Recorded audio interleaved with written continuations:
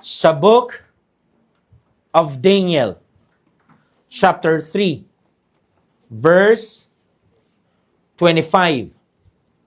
Daniel chapter 3, verse 25. Nariyan na po kayo? Say amen ng malakas. Amen. Yan na po yung malakas nyo. Say amen ng malakas po. Amen. Basahin ko na ho. Verse 25. And he answered and said, Lo, I see 4 men loose, walking in the midst of the fire, and they have no hurt. And the form of the fourth is like the Son of God. Ang Diyos po ang magpala sa kanyang salita, maaari na ho kayong makaupo.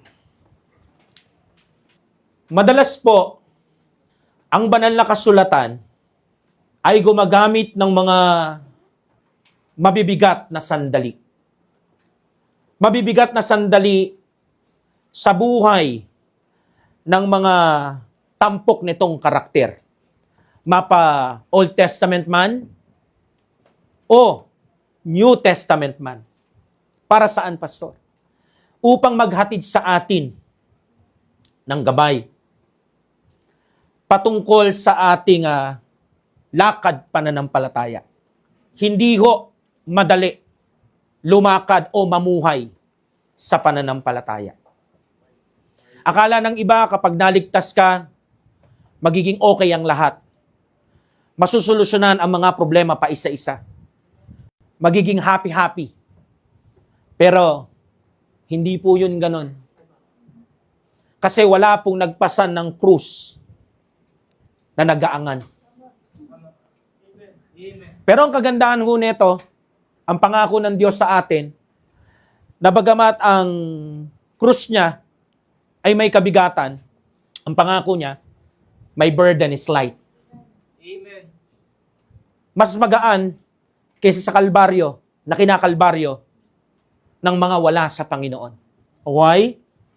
Kasi kasama natin ang kamay ng Diyos sa bawat dalahin natin. Alam ko ho, familiar sa inyo ang chapter na to. Ang verse na to, at ang 3 karakter dito na kaibigan ni Daniel. Amen? Amen. At maging sila, nakabilang sa heroes of faith sa panahon nila, ay hindi po nakaligtas. Hindi po sila exempted sa tinatawag na testing sa kanilang pananampalataya. Tinetesting ng Panginoon kung talagang mag-a-abide sila. Pipiliin nilang maging attached.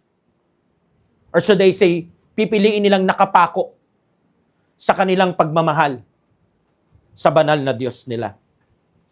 At sa atin din po, darating ang panahon na kagaya nito, may mga distractions.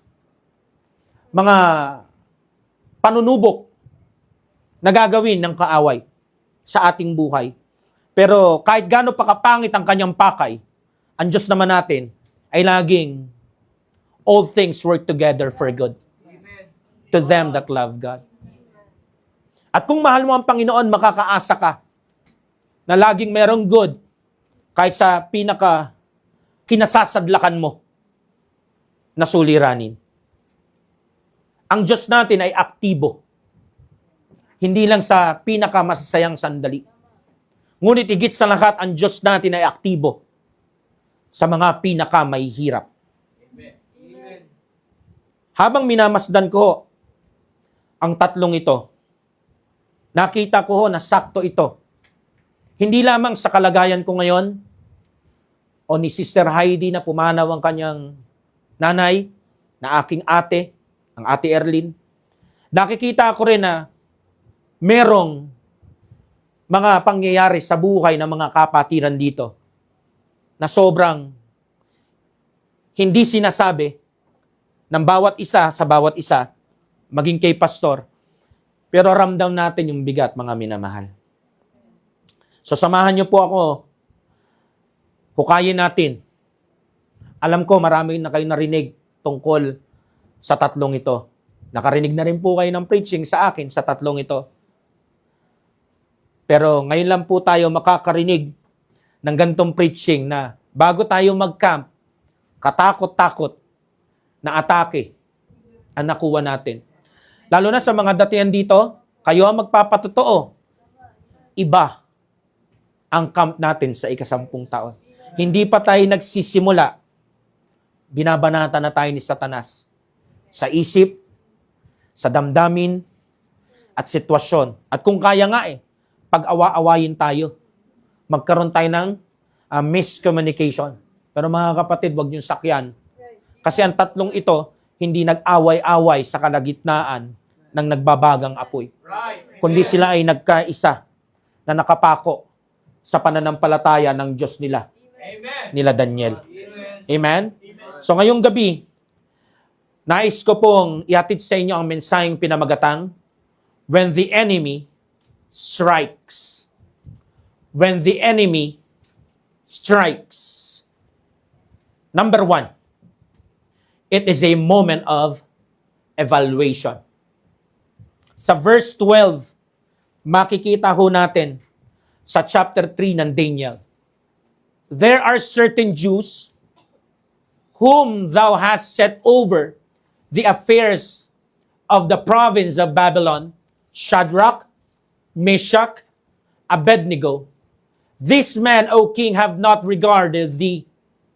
They serve not thy gods, nor worship the golden image which thou hast set up. Konting background. Lalo na sa mga bagong ligtas na narito at sa mga magpapabaptize. At the same time, background din sa mga datihan kasi baka medyo rusty na yung tinatawag na alaala ng kwentong ito. So ang hari po dito ay walang iba kundi si Nebuchadnezzar. Hari ng Babylon. Si Shadrach, Meshach, Abednego, ang tatlong matatalik na kaibigan ni Daniel. Galing po sila sa tinatawag na tribo ng Judah. Ang konteksto po dito ay naglapag po ng decree ang haring Nebuchadnezzar ng Babylonia na sa tuwing makakarinig sila ng musika, ay sasambahin nila yung statwa niya. Pero alam ho natin na hindi yun magagawa ng mga kagaya nilang Hudyo. Dahil meron silang sinusunod na law of Moses na hindi sila pwedeng magkaroon ng ibang Diyos. Kasalanan pong karumal-dumal sa kanila ang idolatry o pagsamba sa Diyos-Diyosan sa panahon natin sa rebulto. Kaya nga ako, nung pinatugtog na yung musika, lahat nagluhuran, lahat ng mga nasasakupan, yung mga citizen ng Babylon, hanggang doon sa kanilang mga nasakop na mga bansa, kasama itong mga Hudyo na to, na mga Israelites, lahat po ay nangayupapa at sumunod doon sa decree. Pero ito pong mga kaibigan ni Daniel, na sino? Si Shadrach, Meshach, Abednego, hindi po sila sumunod doon sa decree. Kaya ako nireport sila dito sa verse 12 na meron daw 3 na Hudyo na inilagay sa pwesto ng hari na Nebuchadnezzar ng Babylonia na ang pangalan, yung binanggit ko kanina, ang sabi doon sa sumbong, hindi kanila iginagalang at hindi nila pinaglilingkuran ang iyong mga Diyos. Hindi rin nila wino-worship o sinasamba yung imahe mo na pinatayo. Siguro sapat na yon para magets nyo yung konteksto. So pag sinabi ho nating evaluation, pagbibigay ng tinatawag na consideration. Pag sinabing consideration o konsiderasyon, malalim na pag-iisip sa isang bagay. Kumbaga, ini-examine mo yung isang bagay na nasa harapan mo. At ngayon po, ang tatlong ito ay nasa harapan ng isang mabigat na kalagayan. Kasi kung sino man ang hindi sumunod doon sa decree ni Nebuchadnezzar, ang hatol ay kamatayan. Susunugin sila ng buhay sa fiery furnace. At nalaman natin yung init nito ay 7 beses pinainit. Kaya nga nung meron lumapit pa lang, namatay siya kagad. Sa kwento na ito, ano ang dapat nating i-evaluate o i-considera? Ang pinaka dapat ko nating makitang evaluation dito is, hindi po tayo exempted sa mabibigat na sandali. Hindi porket sumampalataya ka na kay Jesus Christ, e-excuse ka na sa mga nakakaiyak na mga bagay.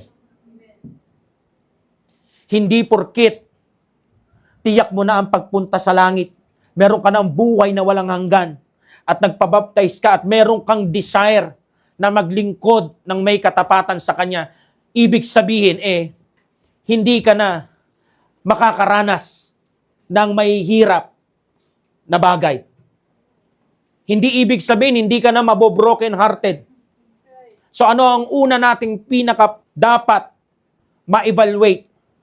Our salvation does not excuse us. Sa maraming Christian group, ang salitaan ay ganito: masusolusyonan ang problema mo kapag nasa Panginoon ka na. That is false hope. Napaka sinungaling po ng statement na yun. Kasi kung totoo po yun, mga minamahal, disin sana, mula sa kwento ng tatlong ito, hindi sila nakatikim ng tinatawag na pagsubok sa pananampalataya nila. Sana hindi sila nakatikim ng atake ng kaaway. Sana walang enemy na nag-i-strike dito. Ako naniniwala, bagamat hindi nabanggit si Satanas dito sa mga talata, sa kwento ng tatlong ito, malinaw na malinaw yung tinatawag na pagmanipula sa sitwasyon. Andoon ang kamay ni Satanas. Siya ang pinaka nag-impluwensya sa utak ng mga tao sa likod ng decree na to. Kaya si Nebuchadnezzar ay na-push. Siyempre, ego nga naman niya to Sino nga ba naman ang ayaw maging pinakamataas sa lahat? Pero makikita nyo behind the scenes, may isang diablo na umaatake. Hindi po porket hindi natin nakikita, ay hindi totoo. Sabi nga ng mga matatandang preacher, yan ang pinaka number 1 na tagumpay ni Satanas. Ang paniwalain siyang hindi siya totoo at di siya nag-i-exist. Pero kitang-kita natin dito na nag-i-exist siya. Bakit? Kasi kinokontra niya yung unang batas ng Diyos. Thou shalt have no other gods before me. At kinalawkaw niya yung isip ng mga tao dito. Ego ng isang hari dito. Nakukuha niyo? Hanggang sa makuha niya gamit yung fear ng death penalty. Yan si Satan. Mahilig kunin ang lahat ng bagay sa takot, hindi sa pag-ibig. Kaya makikita natin dito at gusto ko ipaunawa sa atin, i-ready mo na yung isip mo. I-considera mo na tong kwento nila. I-evaluate mo na, handa ba ako? Kapag dumating ang mga fiery furnace, hindi porket ligtas ka na at merong eternal security, hindi ka na makakatanggap ng pag-uusig sa pananampalataya mo.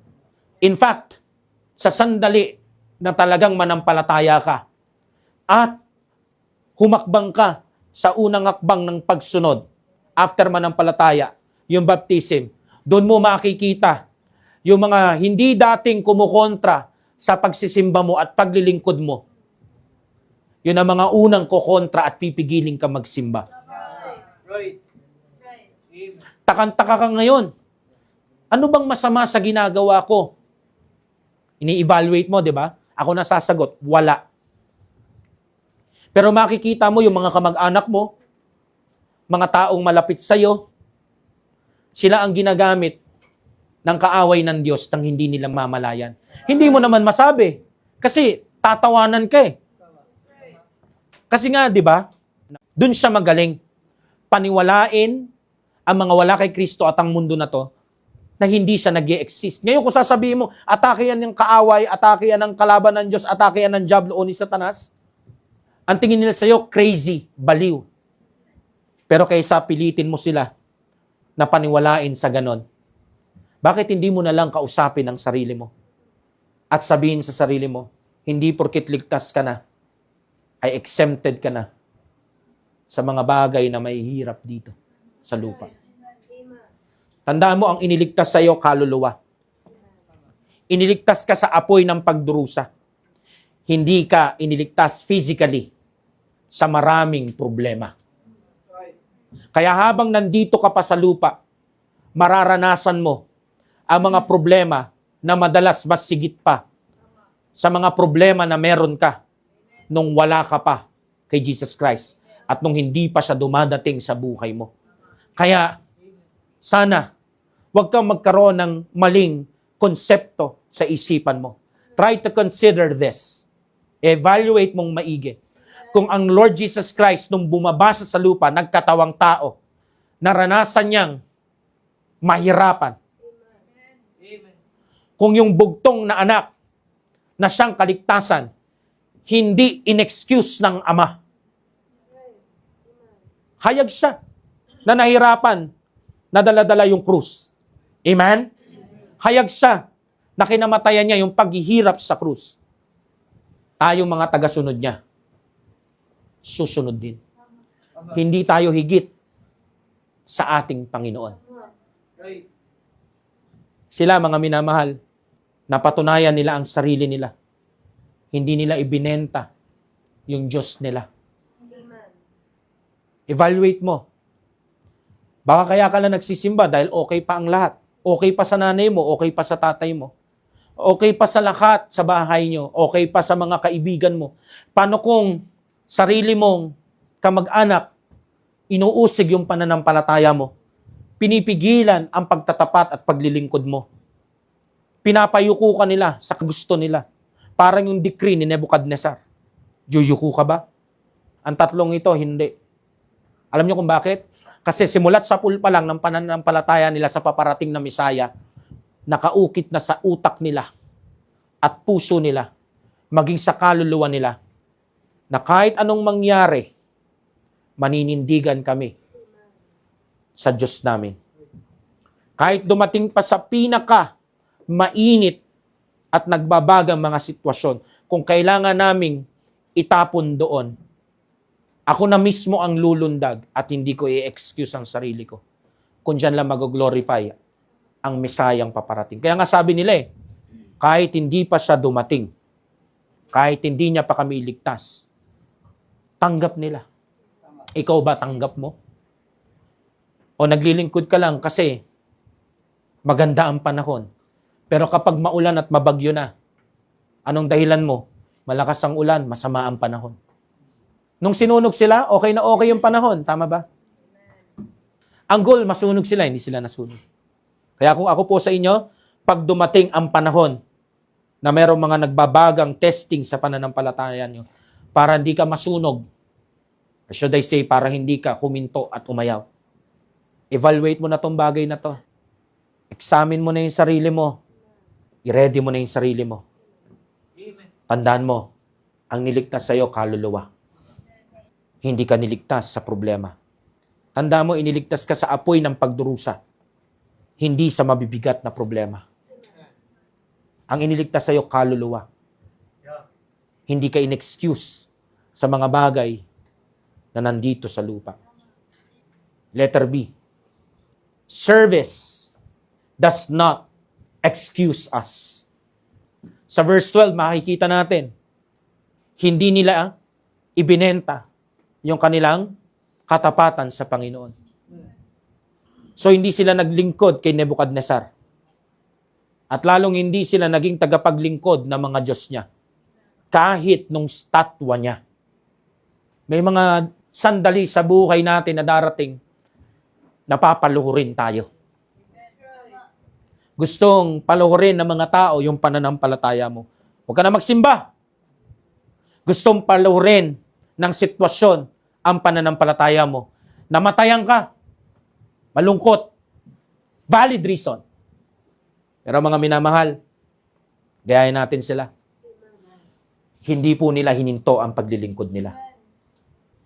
Kahit kamatayan namin ang paglilingkod namin sa Kanya, hindi kami luluhod sa statwa mo, mahal na Haring Nebukadnesar.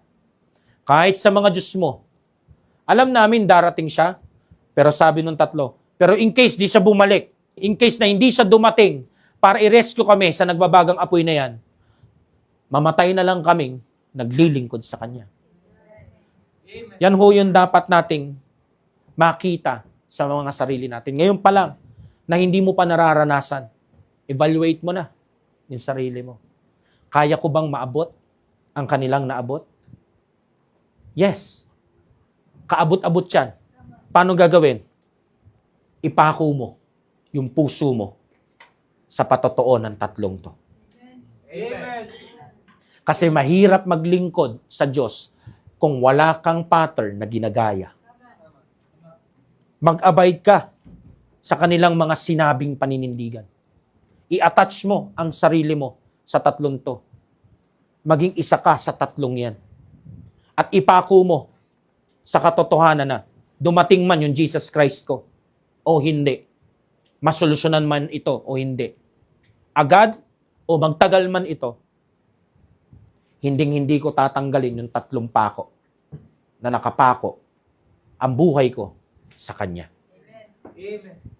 Kaya magsisimba pa rin ako Amen. kahit magkagipit-gipit ako. Kasi darating ang araw, matatapos tong pagiging gipit ko. In case hindi magbago ang pinansyal na kalagayan ko, maglilingkod pa rin ako. Amen.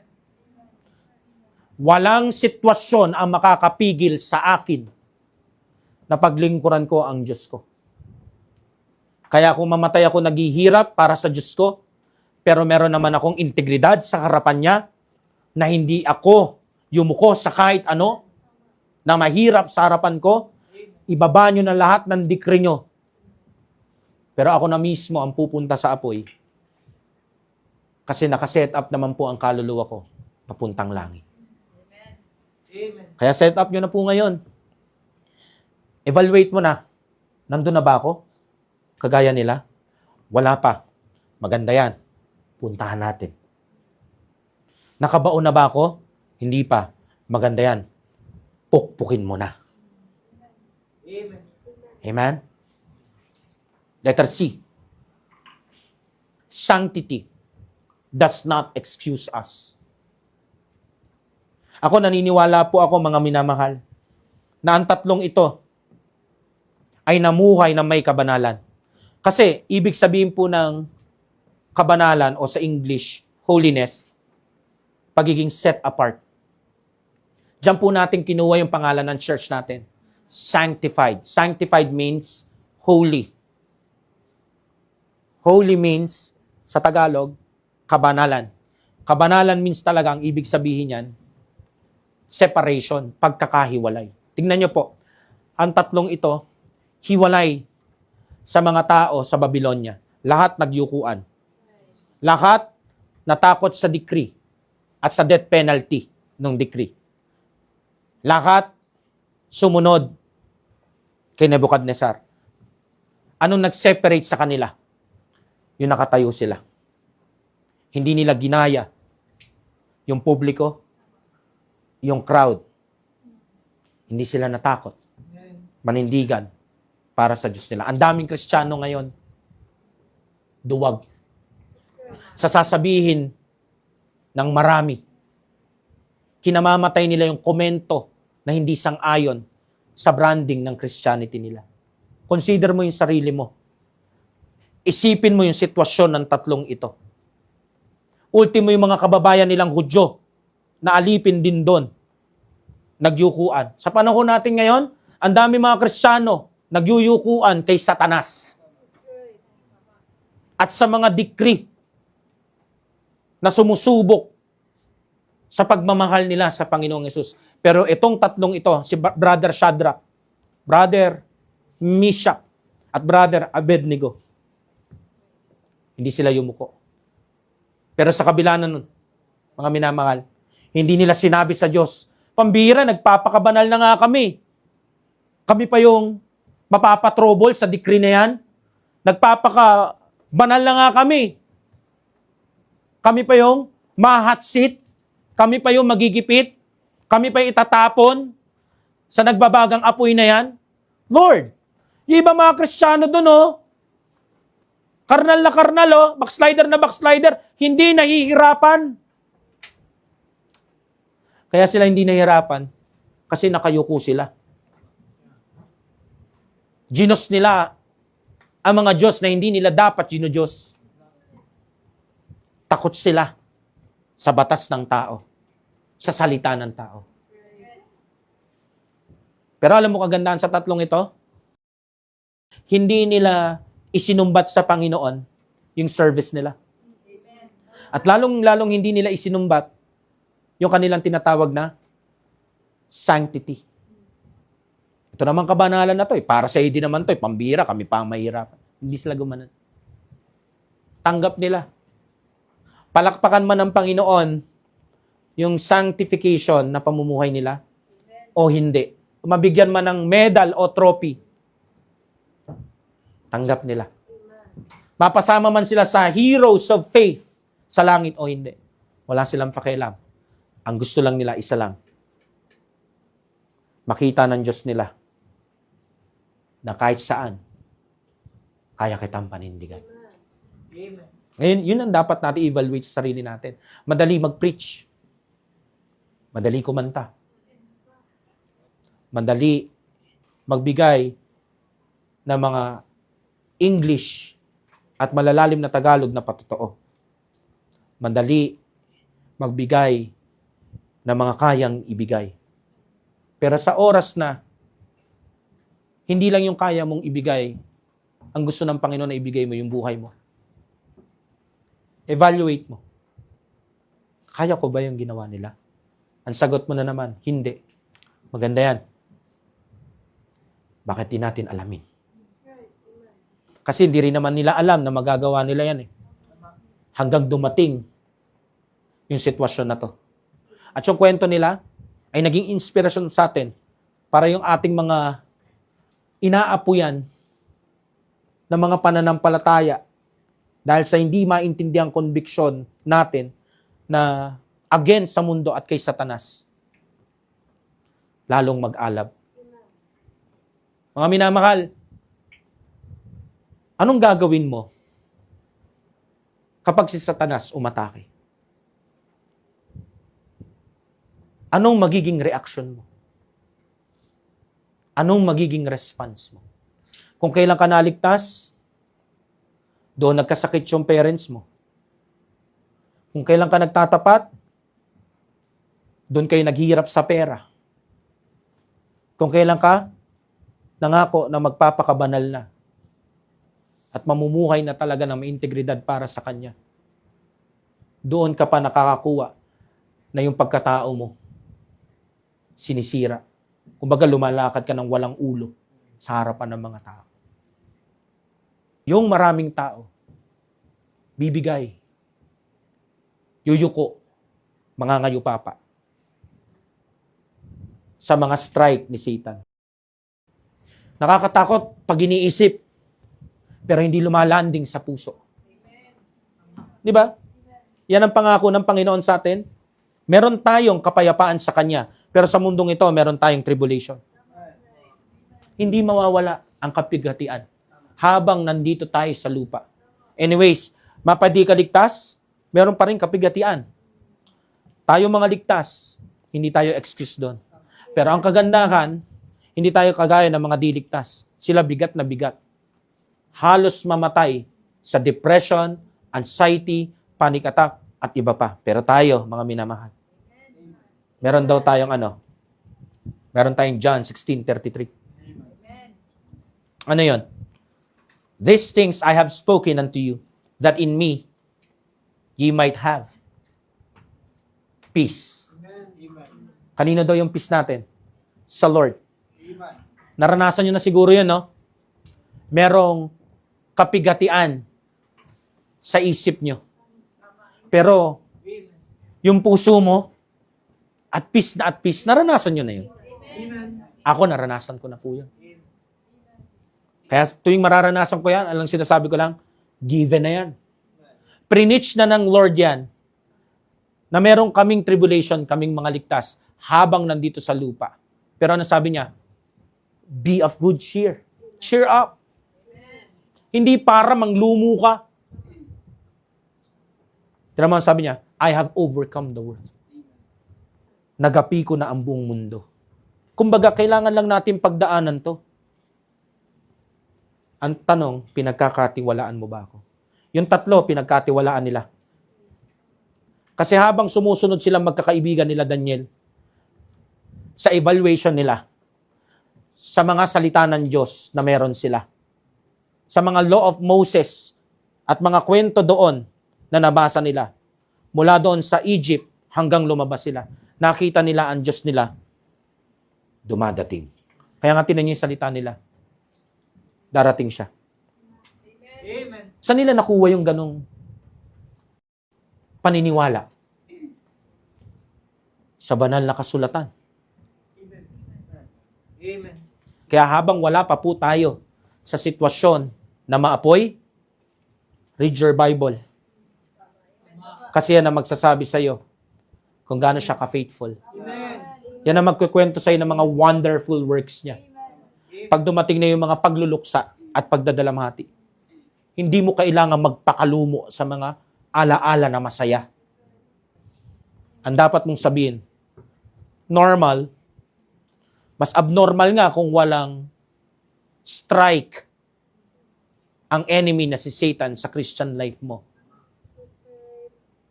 Parang sa bansang Israel, normal ang bombahan. Sa Christian life, normal din yan. Kaya nga sabi niya, in the world, ye have tribulation. Ano sinasabi niya? Sanay ka na. Mamuhay ka na sa lupa na may ganyan. Kasi wala ka naman dapat iproblema, panalo na tayo. At habang may ganyan, piliin mo yung kapayapaan kung nasa iyo. At ang salita ng Diyos ang magsasabi sa iyo, ang kapayapaan na yun. Ipapaalala niya sa iyo mga naunang laban na binigyan kanya ng panalo. I have overcome the world. Amen. Amen.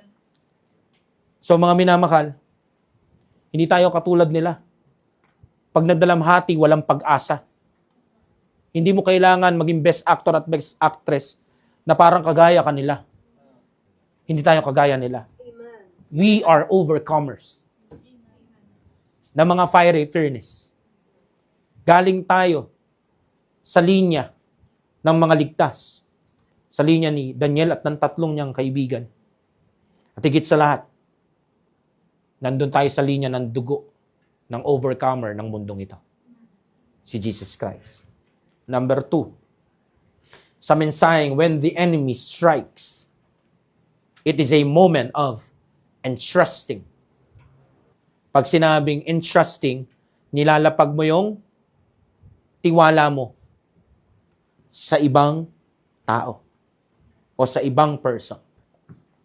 So dito ko makikita natin silang tatlo, hindi ho sila nagtiwala sa isa't isa. Hindi ho nga natin narinig sila, tiwala lang sa sarili yan. Makakalabas din tayo dito. Wala. Sa verse 17 at 18, makikita ko natin kung kanino nila kinumit yung kanilang mga buhay. If it be so, our God whom we serve is able to deliver us from the burning fiery furnace, and He will deliver us out of thine hand, O King. Grabe, no? Hindi sila umugot ng tapang sa sarili lang nila. Hindi nila nilakasan lang yung loob nila. At hindi sila humugot ng tapang sa grupo nila. Hindi po. Humuhugot sila ng tapang. Saan? Sa banal na Diyos ng Israel. Verse 18. But if not, at kung sakali naman na hindi niya kami iligtas, be it known unto thee, nais naming malaman mo, mahal na hari, that we will not serve thy gods. Grabe, no? Yung paninindigan nila. Amen. At kung hindi man siya dumating, hindi niya man ihinto itong execution namin o death penalty na ito sa amin. Dahil di kami sumunod sa decree mo, gusto lang namin sabihin, hindi pa rin kami maglilingkod sa mga Diyos-Diyosan mo at hindi rin namin sasambahin yung imahe mo. Ano nakikita natin dyan? Grabe yung pag-i-entrust nila sa Panginoon. Amen. Grabe yung faith na meron sila. Nakapako talaga sila sa sinabi nila. Makikita mo yun sa gawa nila. Kahit ikamatay namin, wala kaming pakialam. Kahit sunugin mo kami ng buhay, hindi kami maglilingkod sa mga Diyos mo.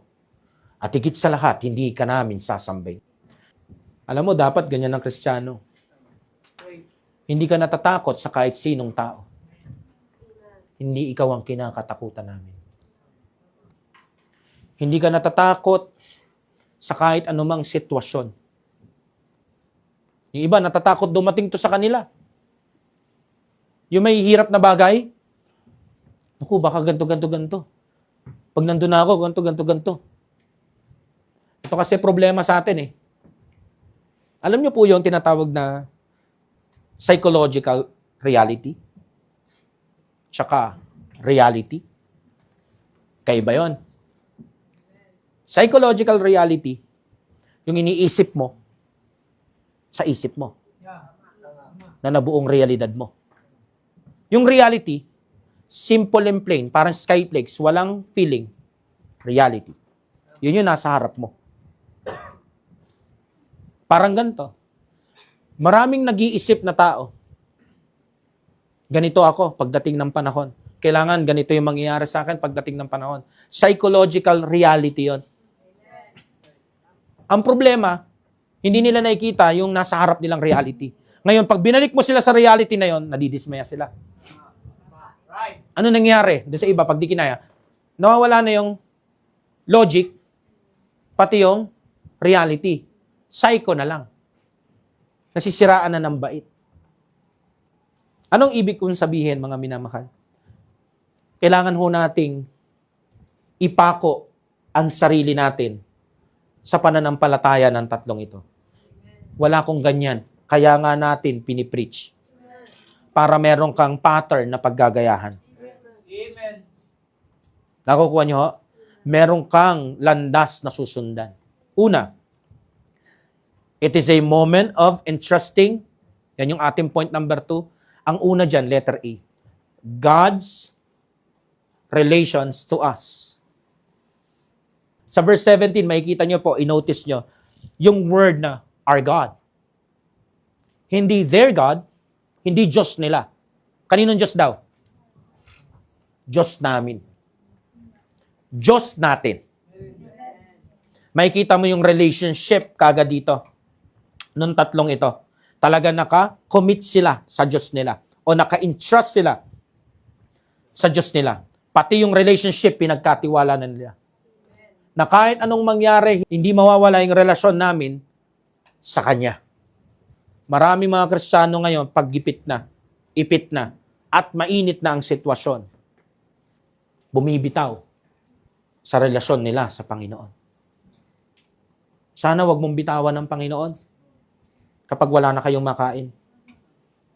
Sana wag mong bitawan ng Panginoon kapag wala ka ng pera. Kapag hindi na malakas ang kita.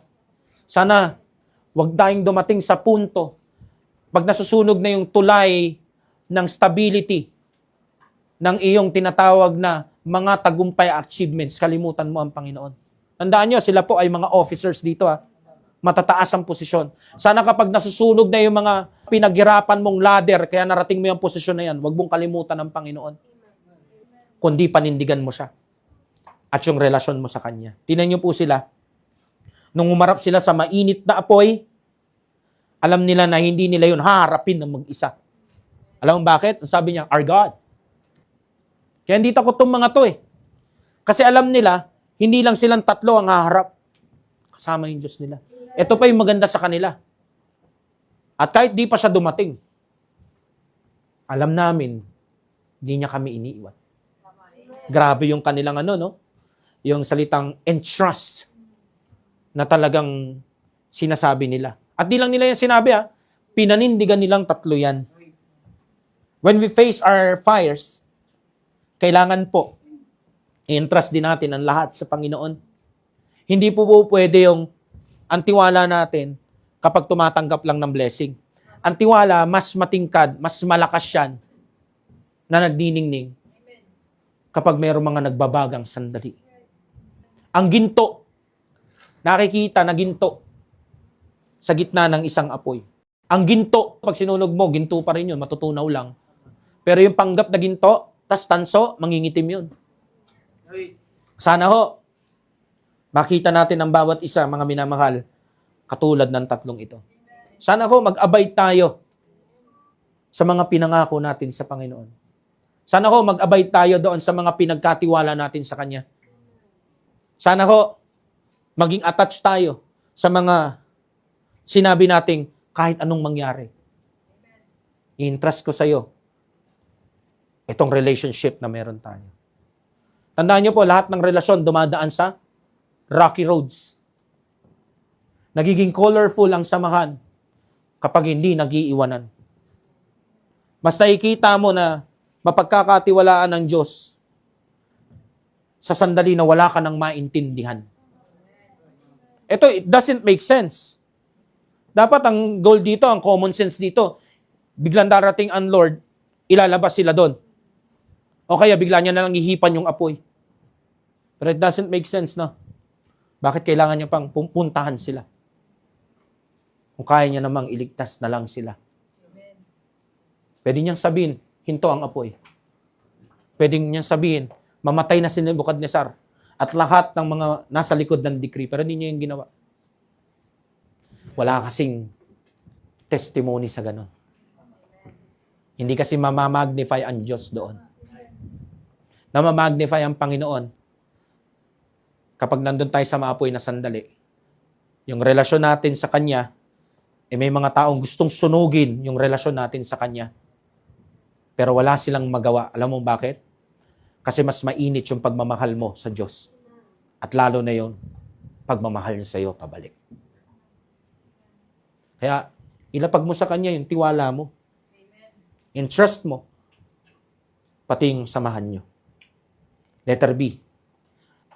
Entrusting ang usapan. Maliban sa relation natin sa Kanya, o niya sa atin, I mean, God's rulership over us. Huwag niyo kalimutan na kahit sa mabibigat na sandali o yung mga nagbabagang pagsubok, no, para na hot seat ka, corner ka na, ang Diyos pa rin na may control sa lahat. Siguro ikaw wala kang magagawa. Pero it doesn't mean yung Diyos mo walang magagawa. At hindi porkit nasa loob ka ng fiery furnace, wala siyang ginagawa. Amen. Ang una niyang ginagawa, alam mo ka, pinapanood ka. Kung ini-entrust mo sa Kanya lahat. Kung totoo ka sa mga sinabi mo, na nagtitiwala ka sa Kanya nung hindi ka pa napapasok sa nagbabagang sitwasyon na yan. Maraming Kristiyano nagpe-pray, Lord, increase our faith. Ang kala yata nila, mahuhulog yun na parang bayabas, tas kakagatin mo, tas bigla na lang, mag-i-increase ang iyong faith. Hindi po. Pag nanalangin ka sa Panginoon na dagdagan mo yung pananampalataya ko, bibigyan ka niya ng mga nagbabagang sandali. Kasi yun ang magpapabaga ng malakas at magbibigay ng increase sa tiwala mo sa Kanyang control sa mga bagay. He rules everything. Amen. Ang rulership niya, hindi matatabunan ng kahit anong decree ng tao. O kahit sinong mga nagkakaisang tao, kahit magtulong-tulong pa sila, sunugin ka sa harapan ng madla. Hindi nila magagawang mangyari yon ng matagumpay. Hindi nangyari sa kanila eh. Yung mga bad trip kay Daniel, di ba nagtulong-tulong din sila? Yung mga inggit kay Daniel Nagsabwatan din sila. Nag-usap-usap din sila. Nagbahay-bahay din sila at nagplano-plano pa sila. Kinain ba siya ng leon? Hindi. Samantalang nung sila yung inihulog doon sa lion's den, hindi pa sila nakakalapag, nilundag na sila ng leon. Sabi sa Bible, pagbaba, ubos. Alam, etong tatlong ito, meron ding mga nainggit sa kanila. Ang gusto ay sunugin sila ng buhay. Ang utos ng hari, painitin ng 7 beses. Tama ho ba? Kaya ngayon nagpainit din, nung lumapit, siya yung namatay. Hindi pa siya pumapasok nun, ha? Isipin nyo, nung nilapit yung 3, ba't di sila namamatay? Ngayon sabi mo sa akin, wala siyang ginagawa. At kumilos lang ang Diyos nung nandun na sa loob. Bakit nung pinapasok pa lang sila, hindi sila namamatay? Hindi naman nabawasan yung init. Minsan kasi pag nararamdaman mo na papasok ka sa kasagsagan ng problema, kala mo wala siyang ginagawa. Yung araw-araw na buhay ka pa. Amen. Kitang-kita yung gawa niya. Right. Nakakaraos ka. Amen. Nakikita mo yung rulership niya over us, pati sa sitwasyon natin. Why? Kasi hindi siya lumilimot sa kanyang relationship sa atin. Kaya walang dahilan para hindi natin i-entrust sa kanya ang lahat. Ang makita ho natin dito, mga minamahal, huwag kang magpanik. Si Joseph, kahit pinagkaisan siya ng mga kapatid niya, hindi siya nagpanik. Actually, nung nakita nilang buhay si Joseph, di ba? Sila ang nagpanik. Kasi hindi nila ine-expect yun eh. Ang expectations nila, hindi ka na makakaalis doon sa pinaglibingan namin sa'yo. Hindi ka na makakaalis doon sa pinagbentahan namin sa'yo. Kaya nung nakita nila na si Joseph ang second to the power sa pinakamakapangyarihan na bansa noong time na yon, yung Egypt, at nagpakilala yung kanilang kapatid. Ako yung kapatid nyo. Hindi malaman ng mga kuya niya kung paano ang gagawin nilang yuko sa kanya. Yeah. Right. Same. Joseph, etong 3 magkakaibigan na to, sino pa? Si Daniel, lahat sila pinagtulong-tulungan para makontrol yung narrative, para makontrol yung kanilang destiny or fate. Mapunta sila sa hindi maganda. Pero may nagtagumpay ba sa mga taong yon? Wala ni isa. Right. Amen. Why? Because God still rules. Amen. Kaya hindi mo kailangan katakutan ng kahit sinong nagkakatipon-tipon. Lahat na nagkatipon, hindi naging maganda ang senaryo. Yung nagkatipon para pabagsakin si Moses, isang bukahan lang ng lupa, nilunok sila lahat. Mga minamahal, huwag kang matakot sa pipigil sa pagsisimba mo, sa pagpapabaptize mo, sa pagpapatuloy mo. Huwag kang magpapigil sa mainit na sitwasyon. Normal na makakaramdam ka ng takot, pero huwag kang maduwag. Ilagay mo lagi sa isip mo, ang Diyos ko ang may hawak at kontrol ng lahat. Siya ang ruler ng lahat. Siya ang may kapangyarihan sa aking buhay. Amen? Nagawa niya nga ng paraan yung kahihinatnan ng kaluluwa mo. Pinagkatiwalaan mo siya doon. In-entrust mo yung soul mo, di ba? Kumpara mo yan sa lupang buhay mo. Mas sigit yun. Letter C. God's responsibility to us. Ang Diyos natin, hindi irresponsable. At nakita ho natin sa talatang ito, hindi siya irresponsable. Amen. Yung mga nagtitiwala sa Kanya, hindi niya binibigo. Verse 18. Anong sabi dyan? But if not be it known unto thee, O King, that we will not serve thy gods, nor worship the golden image which thou hast set up. Ano yan? Kilala nila yung Diyos nila. Hindi kami pababayaan ng Diyos namin. Huh? Saan nila nalaman yan? Sa mga kwento ng mga ninuno nila. na hindi pinabayaan ng Panginoon si Moses at yung mga kasama nito. Si Joshua, si Caleb at yung mga kasama nito. Alam nila yung kwento ng mga naunang heroes of faith sa kanila. Kaya alam nila. At saksi rin sila sa buhay mismo ng kaibigan nila na hindi napahamak, na nagtitiwala sa Diyos nila. Tama ho? So dito ko makikita mo, alam nila na ang Diyos nila hindi irresponsable. Alam namin, responsible siya. At sa sobrang responsible niya, dahil sa meron kaming relationship sa Kanya, siya ang Diyos namin, at mga anak niya kami, mga tao niya kami, pinili niya kami. Nakukuha niyo ho? Bayan niya kami. Alam nila na hindi sila mawawala doon sa kontrol ng Diyos nila.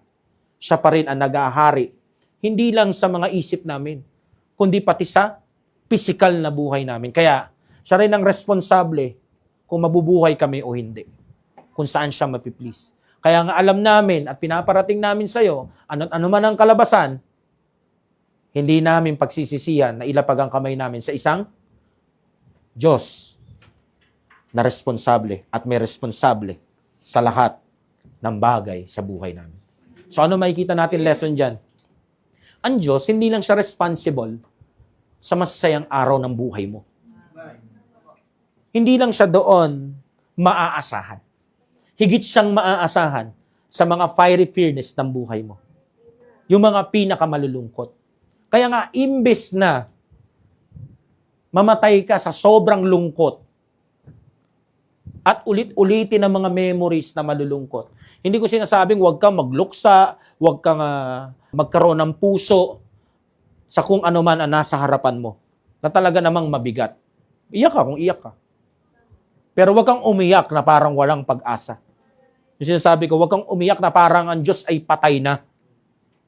Huwag kang umiyak na para baga ang Diyos pinabayaan ka at irresponsable siya. Hindi po. Responsable siya at siya ang responsable sa atin. Ano ibig mo sabihin, Pastor? Siya ang bahala sa atin. Amen. Hindi po si Batman. Si Jesus Christ. Amen? So, tingnan nyo po ano nangyari dito. Pinabayaan ba sila? Hindi, nakalabas sila ng buhay dito. At hindi na sila basta inilabas ng buhay. Pinuntahan pa sila. Habang sinusunog sila ng buhay. Hindi naman sila nasunog ng buhay. Nanatili silang buhay. Nakukuha nyo ho? Ang sinasalamin ng tatlong ito ay yung mga sumampalataya sa Panginoon. Na ano? Hindi lalamunin ng apoy. Kundi lalabas silang buhay. Pangatlo, sa mensaheng pinamagatang when the enemy strikes, it is a moment of endurance. Endurance. Pag sinabi bang endurance, anong ibig sabihin yan? Tibay. So ang pinag-uusapan natin dito is, pag matibay ang isang bagay, kaya niya maging matagumpay. Kung tao siya, overcomer. Amen. Kung merong mahirap na sitwasyon, kaya niya i-conquer. At yun naman po talaga ang nangyari dito, mga minamahal. Verse 25, basahin natin. He answered and said, Lo, I see 4 men loose walking in the midst of the fire, and they have no hurt. And the form of the fourth is like the Son of God. Amen. Paano natin posibleng ma-endure lahat ng strikes o atake ng enemy o ni Satanas? Alam niyo kung paano? Una, endure it with His presence. Endure it with His presence. Hindi ka magkakaroon ng tinatawag na katagumpayan sa isang nagbabagang sandali nang hindi mo yan i-endure with His presence. Kaya maraming Kristiyano ang bumibigay sa Christian life, humihinto sa pagsisimba, umaayaw sa paglilingkuran sa Panginoon, at nagbabackslide. Bakit? Kasi gusto nilang i-endure ang mahihirap na bagay na hindi nila kayang i-explain sa sarili na ba't nangyayari sa kanila kasi wala yung with His presence. Nagso-solo flight. Nagsasariling lakad. Ang Christian life ay hindi mo kakayaning life kung wala yung Christ doon sa harapan ng Christian life. Amen. So, endure it with His presence. So, paano sila hindi nilapa ng fiery furnace? Noong nakita yung meron silang kasamang ika-4 na persona. Si Jesus. Kailangan paghaharap tayo sa mabibigat na sandali, alam mo na ang Diyos mo hindi nang iiwan. Na ang presensya niya ay nandyan sa lahat ng panahon. Sa pinakamasaya, sa sakto lang, hanggang sa pinakamalungkot. Sa naiintindihan mo, sa naghihintay kang maintindihan mo, hanggang dun sa hindi mo na maintindihan talaga. Yung tipong humihingi ka, Panginoon, ipaintindi mo sa akin, pero hindi siya sumasagot. Pero it doesn't mean hindi siya sumagot, hindi kanya narinig at wala siya doon. Alam naman natin, ang Diyos natin ay omnipresence. Ang presensya niya ay nasa lahat ng dako. Amen. Kaya nga mga minamahal, tignan mo, pag nandun ka sa mabigat na sandali, ang sinasabi mo, parang iniwan ako ng Lord. Pero pag nakalabas ka, totoo nga, hindi siya nang iwan. Basta harapin mo ang mga bagay with this presence. Hindi mo i-figure out ang mga bagay na kaya ko to. Hindi ko sinasabing wag na kayong mag-isip. Pero mga minamahal, may hangganan ang ating pag-iisip. Kapag nagfe-fail na yung ating human na pangunawa, makita mo na dapat talaga simula't simula pa lang, hindi ka sumandal dyan. Hindi mo hinarap ang problema ng kasama mong presensya, ikaw lang. O kahit sinong tao. Isang ganun tayo Pumupunta na agad tayo sa presensya ng kapwa-tao. Kaya mas maganda talaga na na walang-wala tayo Kasi ang una natin pinupuntahan, Panginoon. Sa mga minamahal, kung meron kayong pinagdadaanan, meron kayong sakit, di ko alam. Physical, emosyonal, ang tandaan nyo lagi, hindi nyo ma-overcome o mako-conquer yung pain na yan, yung void na yan, yung loneliness na yan, nang ikaw lang mag-isa. Kailangan mo yan harapin with this presence. Kaya nga sabi nila, tama mo, hindi pa nila kasama ang Panginoon, hindi pa sila nire-rescue. Ganon sila yung Diyos namin, ililigtas kami. Nandun na ba siya noon? Wala pa, di ba? Pero ang paniniwala nila, darating siya. Ito pa malupit, kahit di siya dumating. Alam namin, faithful siya. Dumating.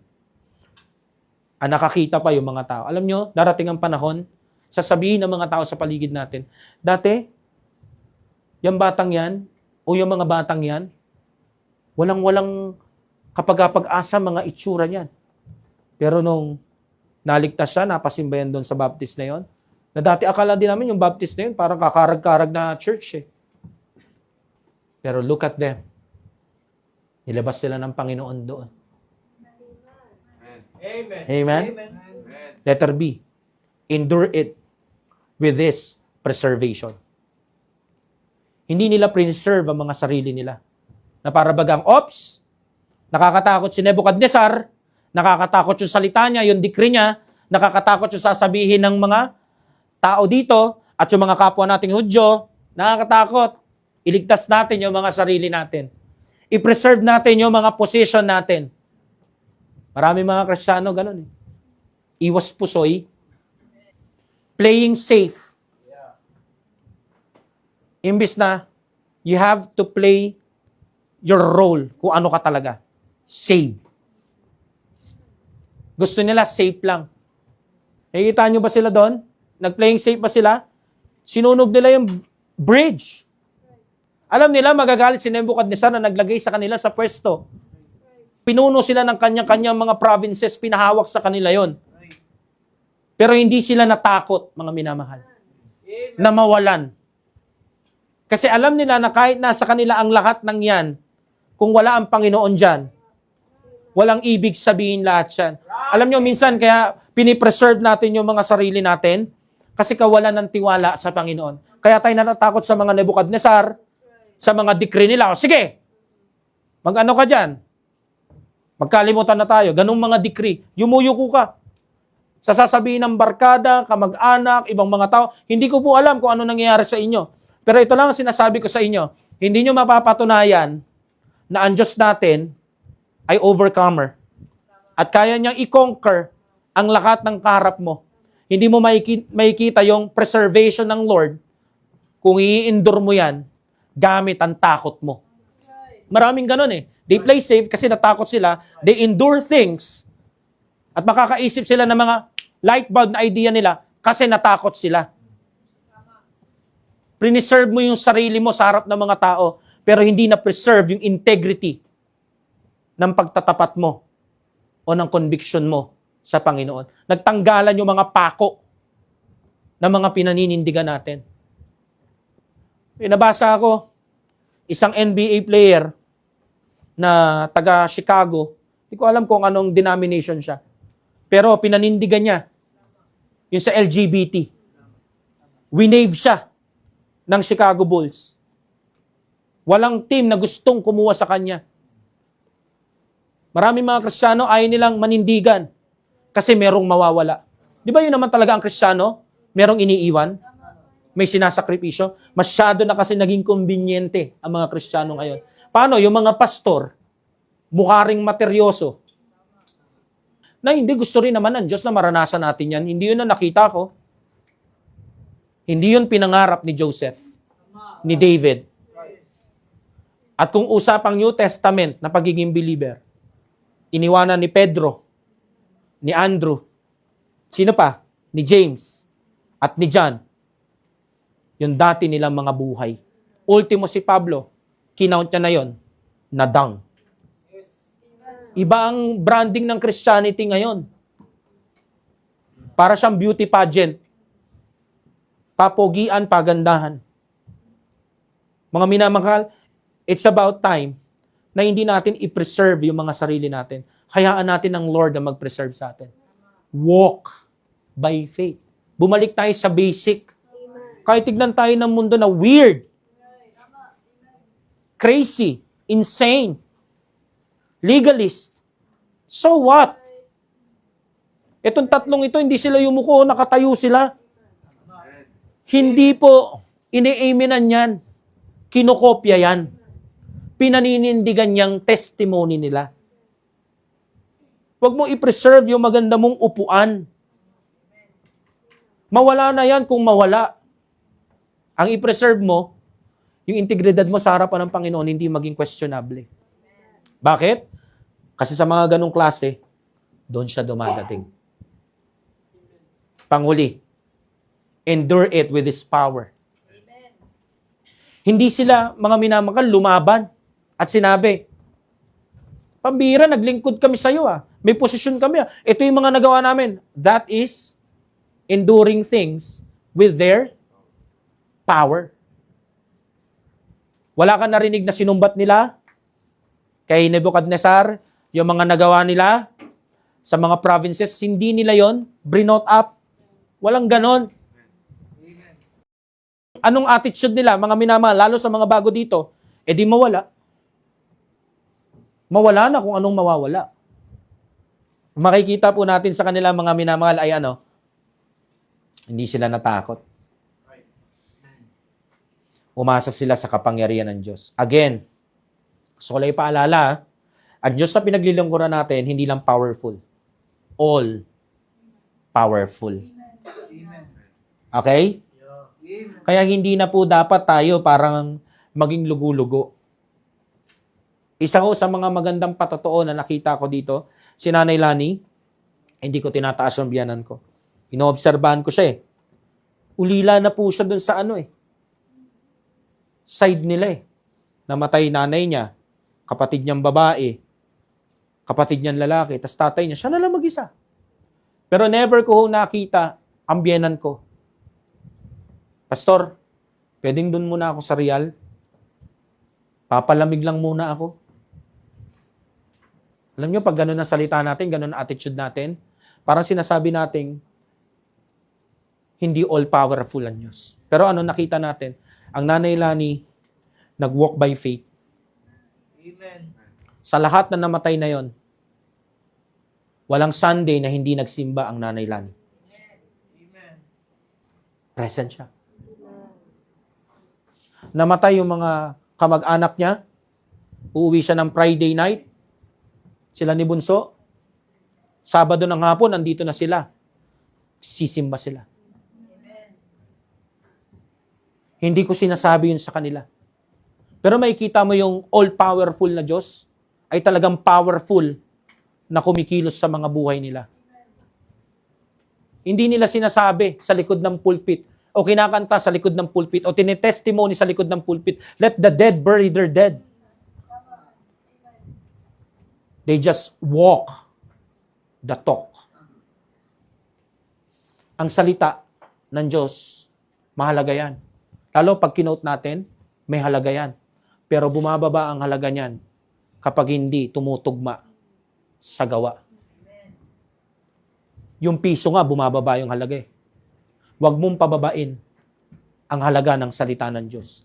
Lagi mong itaas ang salita ng Diyos na ito ay salita ng Diyos na all-powerful. Pakita mo. Kaya po, di ko inaangan si Nanay Lani na biyanan ko dahil sa nanay siya ng asawa ko. Kundi, pinahintulutan ng Panginoon sa buhay niya na maubos ang buong angkan niya. Pero wala po kayong narinig o nakita na ang Nanay Lani parang sinakluban ng langit at lupa. Meron po ba kayo nakita? Yun ang epekto kapag ang verse, ang preaching, in-apply mo sa buhay mo. Right. Amen. Kahit nung nandun po ako, nung nakaratay si Lola, never ko nakita ang Nanay Lani na naglulupasay. At malaking hamon yun sa akin bilang nagtuturo ng salita ng Diyos. Kasi ako nagturo sa kanya kahit biyanan ko siya At the same time, babae. So anong gagawin ko? Ito ang gagawin ko, hindi makikipag-compete. May pattern, no? Yung biyanan ko, ganun ang pattern niya. Bilang manugang at pastor niya, tamang landas, sundan natin yun. Kasi powerful yung testimony ng all-powerful na Diyos sa buhay niya. Amen. Iba sa atin, hindi pa namamatayan. Kuko pa lang. Dinadahilan na. Mga minamahal, marami pong namatayan dito. Si Jeka, sila Marvin, at yung pinakamasaklap, sila Weng. Hindi ko biro yon. 2 beses ka namamatayan ng sanggol. Iba ang epekto nun sa babae at iba rin ang epekto nun kay Hari. Pero alam nyo, yung mga binanggit ko, nagsisimba pa rin sila. Amen. Si Hannah May, never ko nakitang lumiban. At nagdahilan. Isang kagalakan para sa isang pastor na yung hindi mo sinasabing, follow me as I follow Christ. Makikita mo, yung conviction na yun nasa kanila. Alam mo kung nasa ibang katawan ako, tapos makikita ko yung miyembro ng isang pastor at kaibigan ko yung pastor na yon, nakakauga yun eh. Sana yung buhay ko ay maging ganun din, maging pattern din ng iba. At sa aming mga pastor, isang kagalakan po yun. Yung makita mo yung mga miyembro mo, nakapako sa yapak na sinimulan mo, na nakita mo sa Panginoon. Mga minamahal, oras na para ipakita natin kung gaano ka all-powerful ang Diyos natin. Huwag mong harapin ang mga bagay sa sarili mong talino. Sa sarili mong kakayahan. May Diyos ka. Endure it with Him. With His power. Siya ang dahilan kung bakit tayo overcomer. Sabi niya, di ba? I have overcome the world. So walang ni isa sa atin dapat ang malibing sa takot at lungkot. Kasi ang kwento ng tatlong ito, hindi po sila nabaon sa ganon. Hindi po sila na-cremate ng buhay. Pero by faith, lumabas silang buhay. Amen. So I hope na encourage po kayo. Siguro yung iba, nakakaramdam na ng mga atake kay Satan. At naramdaman ko rin po nito mga nakaraang araw